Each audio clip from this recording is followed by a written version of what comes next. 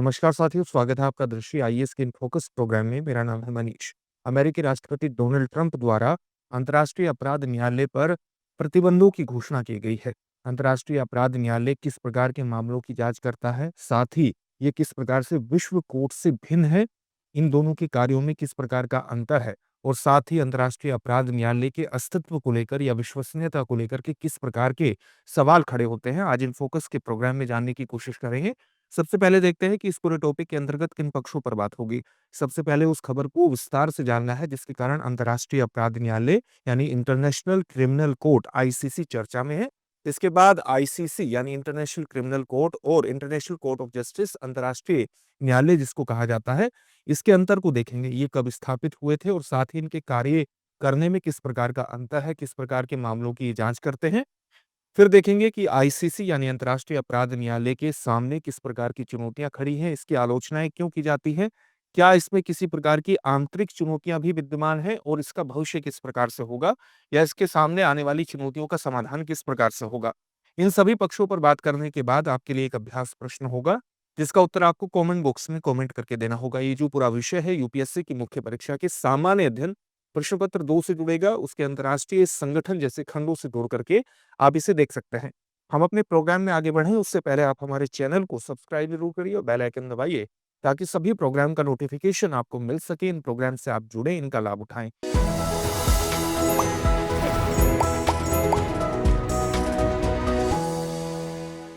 साथ ही इन सभी प्रोग्राम की पीडीएफ फाइल आपको इन फोकस दृष्टि आईएएस के टेलीग्राम चैनल पर उपलब्ध कराई जा रही है। डिस्क्रिप्शन में दिए गए लिंक पर जाकर आप पीडीएफ फाइल डाउनलोड कर सकते हैं।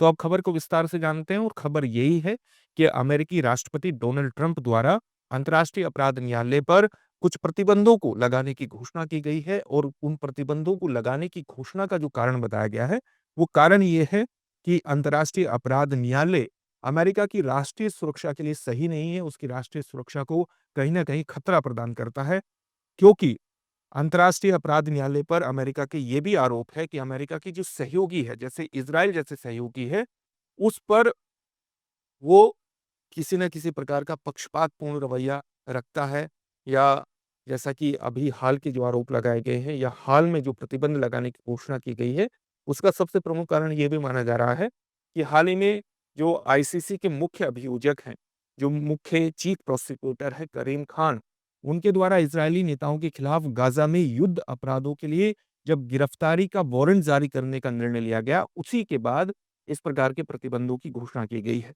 तो अमेरिका मानता है कि अमेरिका के जो सहयोगी हैं, उसके लिए अंतर्राष्ट्रीय अपराध न्यायालय की जो कार्रवाइयाँ हैं, वो कहीं न कहीं सही नहीं है, अमेरिका के सहयोगियों के हित में नहीं है, और साथ ही अमेरिका के राष्ट्रीय सुरक्षा के लिए भी सही नहीं है, और इसी के कारण राष्ट्रपति डोनाल्ड ट्रंप द्वारा उस पर प्रतिबंधों की घोषणा की गई है।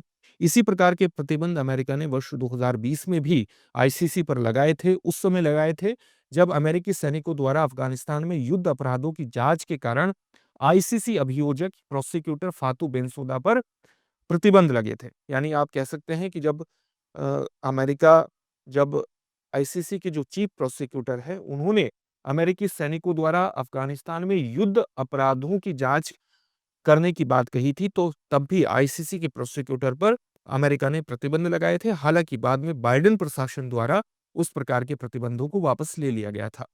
इन प्रतिबंधों के बावजूद भी कई जो पश्चिमी शक्तियां हैं, चाहे वो यूनाइटेड किंगडम हो, फ्रांस हो, जर्मनी हो, वो लगातार आईसीसी यानी अंतर्राष्ट्रीय अपराध न्यायालय को समर्थन प्रदान करते रहे हैं।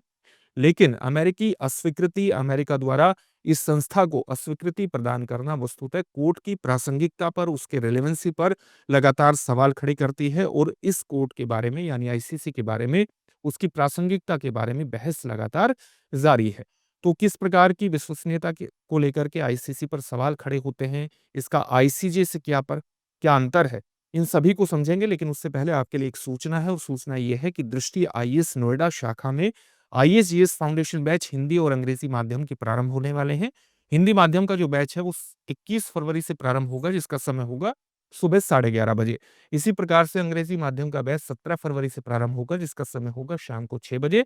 आप 8750187501 पर कॉल भी कर सकते हैं और कॉल के माध्यम से एडमिशन ले सकते हैं। इसी प्रकार से प्रयागराज और लखनऊ में भी हिंदी माध्यम के जीएस फाउंडेशन बैच प्रारंभ होने वाले हैं। प्रयागराज में 19 फरवरी से बैच प्रारंभ होगा, लखनऊ में 20 फरवरी से होगा, प्रयागराज में जो टाइमिंग होगी वो सुबह 8 बजे होगी और लखनऊ में सुबह साढ़े 11 बजे होगी।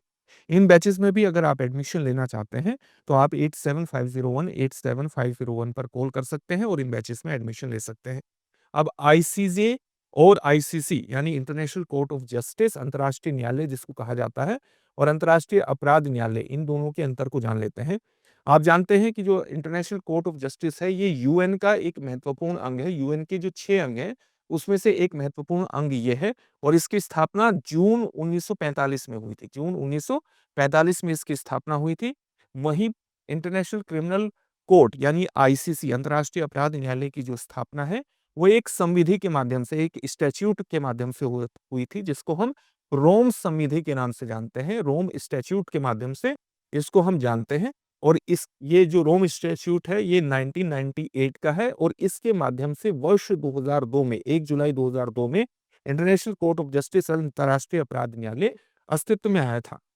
आप जानते होंगे कि जो आईसीजे है यानी अंतर्राष्ट्रीय जो न्यायालय है, जिसे वर्ल्ड कोर्ट भी कहा जाता है, ये ऑफिशियल कोर्ट है यूएन का। अंतर्राष्ट्रीय कोर्ट जो है, विश्व कोर्ट जो है, इसे विश्व कोर्ट इसलिए भी कहा जाता है, सामान्यतः विश्व कोर्ट के नाम से भी इसको संबोधित किया जाता है। ये ऑफिशियल कोर्ट है यूएन का।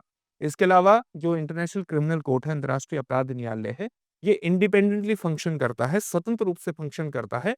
हालांकि यूएन सिक्योरिटी का काउंसिल, अंतर्राष्ट्रीय यूनाइटेड नेशन जो सिक्योरिटी काउंसिल है, यूएनएससी जो है, सुरक्षा परिषद जो है, वो इसे मामलों को रेफर कर सकती है, मामले भेज सकती है इसके पास। दोनों के ही मुख्यालय, चाहे विश्व कोर्ट हो चाहे अंतर्राष्ट्रीय अपराध न्यायालय हो, नीदरलैंड्स के द हेग में स्थित है। तो नीदरलैंड्स में ये स्थित है। किस तरह के मामलों से ये जूझते हैं? अगर हम अंतर्राष्ट्रीय न्यायालय की बात करें, इंटरनेशनल कोर्ट ऑफ जस्टिस की बात करें, तो ये अलग-अलग देशों के बीच कानूनी विवादों को निपटाने का प्रयास करता है और वही कानूनी विवाद किस प्रकार के होते हैं, जैसे सीमा संबंधी विवाद हो सकते हैं, संप्रभुता संबंधी विवाद हो सकते हैं, समुद्री विवाद हो सकते हैं, व्यापार और प्राकृतिक संसाधनों, मानवाधिकार, साथ ही अलग-अलग जो संधियां हैं, उनका उल्लंघन और उनकी व्याख्या को लेकर के विवाद हो सकते हैं। तो मुख्यतः ये जो कानूनी विवादों का समाधान करती है, वो देशों के बीच कानूनी विवादों का समाधान करती है। जबकि अंतर्राष्ट्रीय अपराध न्यायालय किस तरह के मामलों का समाधान करते हैं, ये बेसिकली फंडामेंटली इंडिविजुअल्स पर, किसी व्यक्ति पर आपराधिक मुकदमे चलाती है अगर वे किसी प्रकार के नरसंहार या मानवता के विरुद्ध अपराध या युद्ध अपराध या आक्रामकता के अपराध में इन्वॉल्व होते हैं। ये किस तरह के व्यक्तियों पर चलाए जाते हैं? जो रोम संविधि के पक्षकार हैं। तो रोम संविधि के पक्षकार कितने हैं? जनवरी 2022 की स्थिति के अनुसार रोम संविधि के जो पक्षकारों की संख्या है, स्टेट्स की संख्या है, वो 123 है।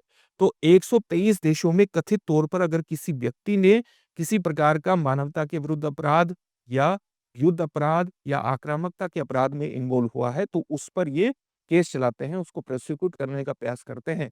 इसके अलावा अगर किसी 123 देशों में से किसी देश में वो अपराध घटित हुआ है, तब भी ये उस पर केस चला सकते हैं।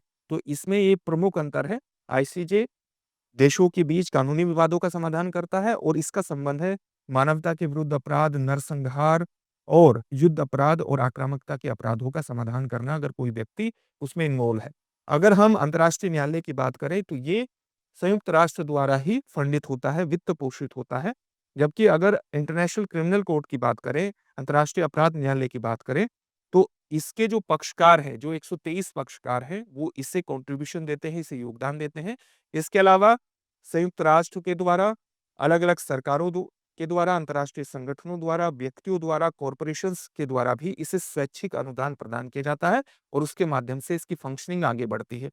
इसमें एक और आप चीज़ जान सकते हैं कि जो इंटरनेशनल कोर्ट ऑफ जस्टिस है, इसमें 15 न्यायाधीश होते हैं और 15 न्यायाधीश कितने वर्ष के लिए चुने जाते हैं? 1 न्यायाधीश 9 वर्ष के लिए चुना जाता है। और कौन इनको चुनता है? यूनाइटेड नेशन जनरल असेंबली यानी संयुक्त राष्ट्र महासभा और संयुक्त राष्ट्र सुरक्षा परिषद में एक साथ चुनाव होते हैं, उसके द्वारा ही इनको चुना जाता है। जबकि इसमें जो सदस्यों का चुनाव किया जाता है, वो राज्य परिषद द्वारा किया जाता है और इसमें सामान्यतः 18 न्यायाधीश होते हैं। तो ये अंतर हमने इन दोनों का जान लिया है। अब हम आईसीसी यानी अंतर्राष्ट्रीय अपराध न्यायालय, क्योंकि उसी पर प्रतिबंध लगाए गए हैं अमेरिका के द्वारा, उसको किस प्रकार की चुनौतियों का सामना करना पड़ता है, उन चुनौतियों को ठीक तरीके से समझ लेते हैं। सबसे बड़ी चुनौती तो यही है कि जो विश्व की प्रमुख शक्तियाँ मानी जाती हैं, वो रोम संविधि का हिस्सा नहीं है। यानी उसने रोम संविधि को, जिसके माध्यम से आईसीसी अस्तित्व में आया है, उसको रेटिफ़ाई नहीं किया है, उसे स्वीकृति यानी अनुमोदन प्रदान नहीं किया है। और ये विश्व शक्तियाँ कौन-सी हैं? इसमें अमेरिका, चाइना और रशिया जैसी शक्तियाँ हैं। अगर इतनी बड़ी विश्व शक्तियाँ इसका हिस्सा नहीं होगी, तो उसकी कार्यप्रणाली, आप कह सकते हैं कि कहीं न कहीं इसकी वैधता पर स्वतः प्रश्न खड़ा हो जाता है। साथ ही हाल ही में कुछ देशों ने, जैसे एक अफ्रीका का देश है बुरुंडी, इसी प्रकार से एशियाई देश फिलीपींस ने अदालत से अपनी सदस्यता को वापस भी ले लिया है, क्योंकि ये इसकी कुछ जाँच और राष्ट्रीय संप्रभुता से संबंधित मामलों से सहमत नहीं थे। इसी प्रकार से आईसीसी पर लगातार ये आरोप लगाया जाता है कि वो अफ्रीकी देशों से संबद्ध व्यक्तियों को विशेष तौर से निशाना बनाता है, उन्हें लक्षित करता है, और आलोचक कहते हैं कि कहीं न कहीं ये पश्चिमी देशों के राजनीतिक हितों को आगे बढ़ाता है। इसकी कार्रवाई सामान्यतः वॉरलॉर्ड्स जो होती है, जो आपस में अलग-अलग क्षेत्रों में किसी व्यक्ति का प्रभाव है, उनके आपस में जो संबंध है और आपस में जो वो क्राइम करते हैं, वॉरलॉर्ड्स को ही नियंत्रित करने तक इसकी कार्रवाइयाँ सीमित रहती हैं। और कोई भी अगर बहुत वरिष्ठ राजनीतिक व्यक्ति है, उसको जवाबदेह ठहराने में ये सक्षम नहीं हो पाता, जवाबदेह नहीं ठहरा पाता। ये भी इसकी एक महत्वपूर्ण आलोचना है। एक महत्वपूर्ण आलोचना और कमी या चुनौती आप कह सकते हैं ये भी है कि अमेरिका द्वारा रोम संविधि को अनुमोदित नहीं किया गया है, और संयुक्त राष्ट्र सुरक्षा परिषद में उसके पास वीटो शक्ति है। तो कहीं न कहीं जो संयुक्त राष्ट्र सुरक्षा परिषद में 5 देशों के पास वीटो शक्ति है, उस वीटो शक्ति के कारण भी आईसीसी को अमेरिकी और सहयोगी नेताओं को जवाबदेह ठहराने से रोकती है। यानी अमेरिका और उसके जो सहयोगी हैं, उनको जवाबदेह ठहराना आईसीसी के लिए बेहद ज़्यादा मुश्किल है। अमेरिका कहीं न कहीं अपनी वीटो शक्ति का प्रयोग कर लेता है। तो ये भी एक महत्वपूर्ण चुनौती इसके सामने खड़ी हो जाती है। अगर हम यहाँ पर इस टॉपिक को विशेष तौर से आप समझिएगा कि अमेरिका ने रोम संधि को अनुमोदित नहीं किया है। आंतरिक चुनौतियां भी कई प्रकार की हैं आईसीसी के सामने, और आंतरिक चुनौतियों में सबसे प्रमुख ये है कि इसके मामलों में हाल ही में भारी गिरावट आई है। यानी जिन मामलों की सुनवाई कर रहा है, वे मामले ही वस्तुतः बहुत कम हो गए हैं, और वर्ष 2025 में अब तक केवल एक ही मामले की सुनवाई आईसीसी द्वारा की जा रही है। साथ ही सुनवाई के दिनों की संख्या में भी महत्वपूर्ण रूप से गिरावट आई है। 2024 में आईसीसी के जो मुख्य अभियोजक थे, जो चीफ प्रोसिक्यूटर थे, उन पर यौन उत्पीड़न के आरोप लगे थे, जिसकी वजह से आईसीसी की विश्वसनीयता बेहद कम हुई थी, और इसकी विश्वसनीयता को बेहद ज्यादा नुकसान भी उठाना पड़ा था। अदालत की वैधता को बनाए रखने के लिए बेहद ज्यादा जरूरी है कि इसके समक्ष जितने भी आंतरिक मुद्दे आते हैं, उन सभी का समाधान पारदर्शी तरीके से, ट्रांसपेरेंट तरीके से किया जाए, और जिसकी भी जवाबदेही, अकाउंटेबिलिटी बनती है, उसका प्रभावी ढंग से समाधान हो। इसके अलावा बाहरी दबावों के बावजूद, बाहरी दबाव कितने भी हो, आईसीसी का भविष्य इसी बात पर निर्भर करता है कि इसके जो सदस्य हैं, वो संस्थान को राजनीतिक और कूटनीतिक दबाव से बचाने में कितने सक्षम होते हैं। तो आईसीसी को कहीं न कहीं बाहरी दबाव से निकालना भी बेहद ज़्यादा आवश्यक है, तभी ये सही तरह से, ट्रांसपेरेंट तरीके से और पूरी दृढ़ता के साथ फंक्शन कर पाएगा, कार्यप्रणाली इसकी सुचारू रूप से चल पाएगी। अब आपके लिए एक अभ्यास प्रश्न है, जिसका उत्तर आपको कमेंट बॉक्स में कमेंट करके देना है। प्रश्न क्या है? अंतर्राष्ट्रीय अपराध न्यायालय के संदर्भ में निम्नलिखित कथनों पर विचार कीजिए। आपके ऑप्शन है, पहला कथन है, यह वर्ष 2002 में अस्तित्व में आया। दूसरा है, इसका मुख्यालय द हेग नीदरलैंड्स में है।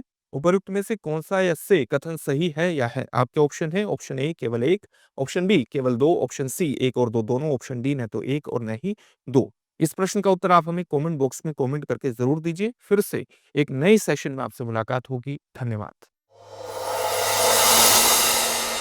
डियर व्यूअर्स, अपने एग्जाम की तैयारी को और बेहतर करने के लिए हमारे चैनल को लाइक, शेयर और सब्सक्राइब करना न भूलें।